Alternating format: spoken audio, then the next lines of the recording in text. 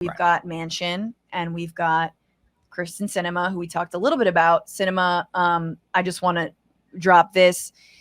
She's in Arizona this weekend raising more money essentially by corporations and people who want to tank this bill, right. The reconciliation, $3.5 trillion.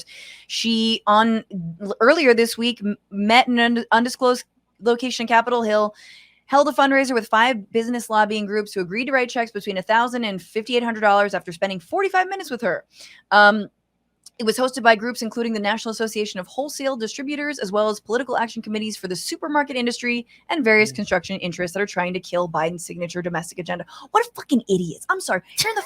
What the fuck is, I'm sorry. I'm so mad. It's so cartoonish. It's like such a fucking, it's such a fuck you to everything and everyone and why she was voted in. And also her past self. If you look at her last 10 years of tweets, it's like the exact opposite of what she's now.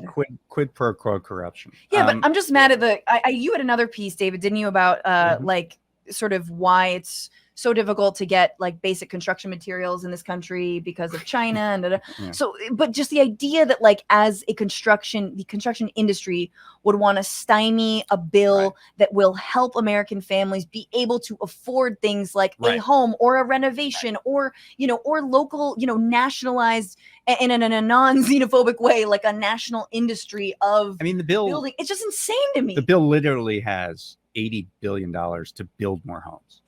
Right. And so this is the construction industry saying that. But here is what is important here. Yeah. What Manchin and Sinema do want is the infrastructure bill. Right. And so now progressives have set up, you want this. Well, the price for you getting that bill is passing our priorities. Yeah.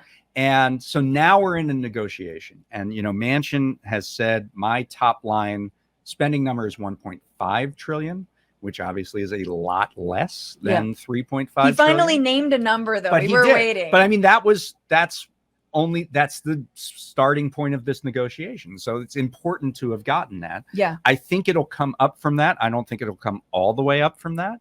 Unfortunately, you need 50 votes, and we have exactly 50 Democratic senators. So you need every single Democratic senator to agree to this bill in order for it to pass. And, and it'll be 50-50. So you'll need Kamala Harris to actually give the deciding vote. So everybody needs to sort of leap together. There's no way to do this piecemeal one at a time. It's like you have to just do both of these things and move together. And that'll be the focus of the next month, is these behind the scenes negotiations on the bill. I've always likened it to that riddle where it's like you have a bag of feed, a chicken and a fox on one side of the river. Right. That is it. It's about getting this stuff over to the other side of the river. And the bill is the bag of feed. Yeah. The mansion is the boat, very fittingly. Yes. It totally works. People kayaked up to him and asked for the feed. Speaking of which, I do want to show this little portion. So Senator Joe Manchin was bombarded by just some loud and disrespectful kayakers in West Virginia. And I don't know if you guys have ever... No, this is in Washington. Is it? Yes, because the deal is that he's a very rich guy and he lives in a huge mansion in Washington, fittingly in West Virginia. But when he's in Washington, he lives on a houseboat in the Potomac. That's when Congress is in session. He lives on this houseboat called Almost Heaven because of the John Denver song. Oh my God. It's because he's preventing us from getting to heaven with this bill. All right, let's look at this a little bit. West Virginia's a little bit different than it used to be. There's a lot of poverty. What are you going to do for the poor in West Virginia? We're going to be working everything we can to create good opportunities. And we need to tax the rich. Oh, I agree with that. I definitely agree. That's the one number thing we should be doing, is fixing the tax code so everybody pays their fair share.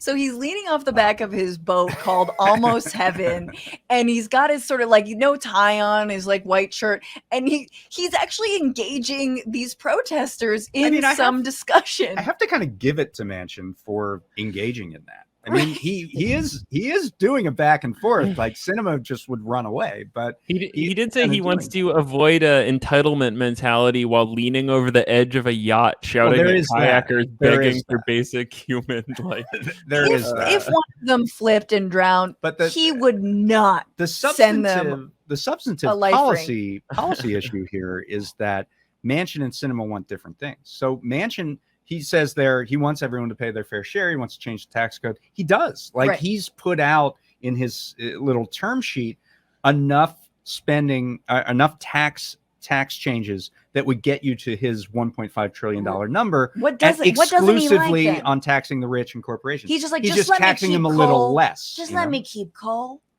He doesn't. He's obsessed with the deficit and doesn't want any kind of long-term spending. And yes, climate. He is.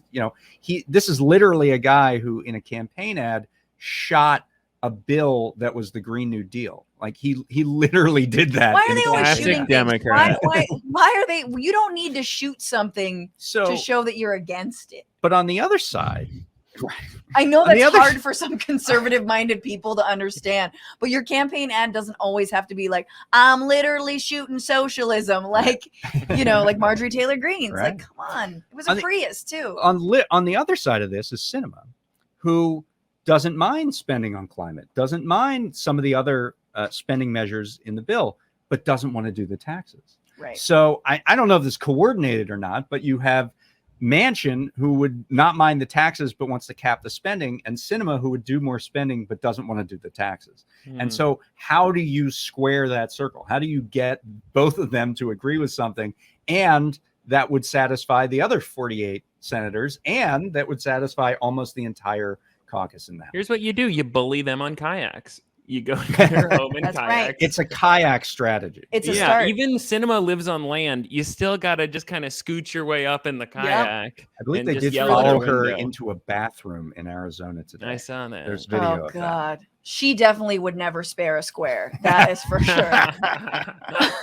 What's going on, Frantifa? If you haven't already, subscribe to this channel right now. Hit that button. And also, you can become a patron and support the show every single week. Get access to bonus episodes and exclusive merchandise. Patreon.com/Bitchuation Room.